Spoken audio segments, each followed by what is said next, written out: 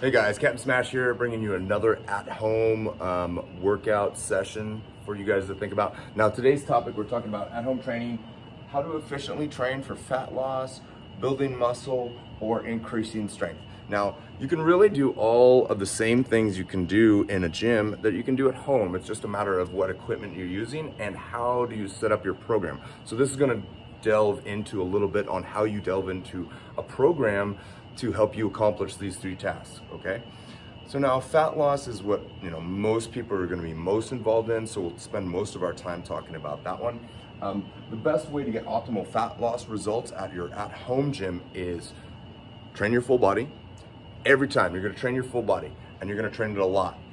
You're gonna add in some cardio or some form of repetition work that's gonna increase your heart rate. So you wanna keep your heart rate high throughout the full session. And the easiest way that I know to do this is either a circuit or timed sets. So you're basically gonna set yourself up on a full body program where you can go from one exercise to another with the equipment that you have and be able to perform quite a few repetitions of those things, because mainly you just want to move. You want to move a lot, you want to get your heart rate up, and you want to increase the intensity gradually as you're going along, because your main focus is burn some calories, right? And so we want to get as much caloric burn as we possibly can. So same principle is going to apply. Start with your bigger body parts and move to your smaller body parts. And being you're training at home, I would keep these workouts very, very simple. Like no more than 5 exercises at a time. And you're just gonna cycle through those and get as much caloric burn as you possibly can. So an example would be like setting up with squats and push-ups, dumbbell rows, body weight dips, and then throw in an abdominal like rower sit-ups or Russian twist, something like that. And you're just gonna write that down, and you're just gonna select whatever you've got available, whether it's a kettlebell or a dumbbell or whatnot. Do your squats, drop down, do your push-ups. Set yourself up on like a timer, say you do 30 seconds. I actually find 45 seconds to be the optimal time period to push the muscles really hard into kind of that mix of strength and hypertrophy. Anything beyond 45 seconds, you tend to get into a little bit more cardiovascular reserve. So put your timer on 30 seconds to 45 seconds, pick up that dumbbell, squat it for, the 45 seconds. If you gotta stop and rest in between, just stop and rest for a few seconds and then grab it back up and do it again until the timer beeps. Okay, now I'm down on the ground and I'm knocking out my push-ups. Now, some advanced people will probably be able to do more than 45 seconds worth of push-ups. That's cool.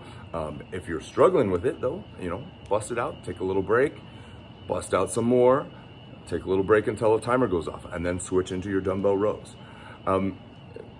A rule of thumb for me whenever I'm setting up some of these exercises is like I look at the type of equipment that I have, and being I want to move through quickly, I want to have like a station set up for that. That way I'm not spending time switching gears and loading more plates on the bar or whatnot. I'm gonna do an initial round to just kind of warm up with lighter weights, and then select the weights that I'm gonna use throughout the whole session. That way you're not really focused on swapping stuff out. You're mainly focused on busting your ass and moving and getting some work done. So get the stuff done. So that pretty much covers fat loss. You wanna move, you wanna use big exercises and move through the exercises quickly for a certain amount of time. Now you can get a good fat loss workout in 30 to 45 minutes, no problem, and you'll be totally smoked. But the idea is you want to try to keep moving through that 45 seconds. And if you want to add in a little bit of extra cardio, do jumping jacks, jump rope, get down, do some burpees, gorilla burpees, whatever you got to do to increase that heart rate. And if you have some other implements like a heavy sandbag or some farmer carry bars or just some heavy dumbbells that you can do farmer walks or whatnot, strongman activities work really well at increasing that heart rate and keeping you moving. Plus they help build a lot of good core strength.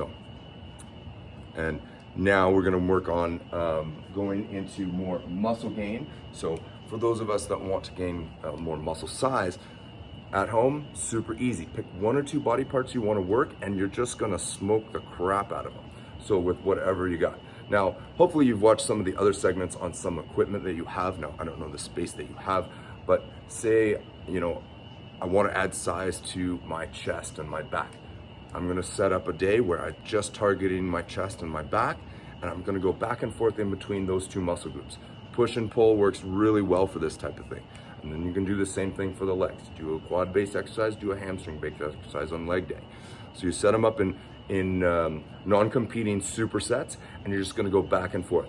Same principle as in fat loss. You want to make sure that you have the equipment set up in the stations that you want, and pick 4 to 6 exercises maximum, and you're just going to go back and forth, because what we know from years of bodybuilding type training is that load plus volume and fatigue equal muscle growth. So you want to hit something that's going to be, you're going to be able to hit a muscle group fairly hard with a good amount of load. Okay, so somewhere between 65% and 85% of your 1 rep max on that particular exercise. Not everybody's going to have the equipment to do that, but you can add in extra volume to account for a little bit less weight. So doing more repetitions, doing more sets. So, and for muscle building, I would say do more sets of the exercise. So if you have enough weight that you can do somewhere between 10 reps, then add in more sets of that exercise. That's why you're keeping it to 4 to 6 exercises. That way you can really smoke that muscle group and cause a lot of fatigue to encourage that muscle to grow. So I guarantee you can gain good amount of size with a minimal load, but just a lot of volume and sets. So, and keep pushing those muscle groups. How I would generally set that up is larger movements first, going into smaller movements. So chest and back, I'm gonna start with my big exercise like a bench press or a dumbbell bench press, and then go into some form of heavy rowing. Then I'm gonna go into something a little bit lighter, so maybe another dumbbell pressing exercise, just modified like an incline press, or maybe a fly, dumbbell flies. And then I'm gonna do a single arm row for the back or a pull-up variation. And then I'm gonna do a very light exercise to really fatigue the muscle, as in for the chest, doing like a push-up or a hands wide push-up, something that's a little bit easier for me to do. And then I'm gonna set up a back exercise like a stiff arm pull down to really work those muscle groups hard. Those are my 6 exercises, and I'm just gonna bust through them. Start with your big muscle groups first. Do that superset for, you could put it on time. You could go 10 minutes. For 10 minutes, I'm gonna go back and forth in between chest and back. Super easy. I wouldn't even count the sets in that one. So if you're able to do 5 sets of it, perfect. If you can do 10 sets of it, that's also very effective. A little German volume training. Then move on to your next muscle group. So you should be able to bust out a good 45-minute session with all of those, going back and forth, and then really hammer them home on the isolation exercises, really get a good squeeze, get a good little pump going. Guarantee with enough nutrition, good sleep, and a programming like that, you're gonna gain some size on those exercises. So now, for those of us that are just purely strength athletes and we just wanna see how much weight we can get on the bar, well, you have to have a good setup for that. So you better have a squat rack, and you better have enough barbell weight that you can actually do some stuff. But pretty easy to do strength work. So heavy loads, rest, recover optimally, and then keep the volume fairly low. So as the general rule. In most strength work, you're gonna wanna do more sets and lower reps. So the load will be very heavy, but you also wanna take into account that your nervous system has to recover from heavier loads. So your rest periods are gonna be a little slower. So now you can do a blend of some of these. So like say I wanna get stronger and I wanna go into fat loss. I can do my heavier sets and then focus on the strength aspect, take a little bit of a break, like 2 minutes or whatnot, and then set yourself up for a full body circuit with some cardiovascular. It's not gonna deter the strength value that much, but it will, if you're after pure strength, it will have a little bit of diminishing returns on that. If you got a little bit of weight to lose and you wanna be a little leaner and keep your strength gains up, that's a good way to set up that type of programming as well. So, as well as if you wanted to go more muscle gain and then throw a little bit of fat loss in there, simply use one day as your strength or your mass building day, hammer home on those two movements, and then the next day throw a full body circuit in there. The weights will be lighter. You'll get a good effect at building muscle on one day, and then a good fat burning effect on the next day. And as long as your nutrition is adequate and you're getting plenty of sleep, it should work fairly well. You'll be able to burn off a little bit of fat and pack on a little bit of muscle at the same time.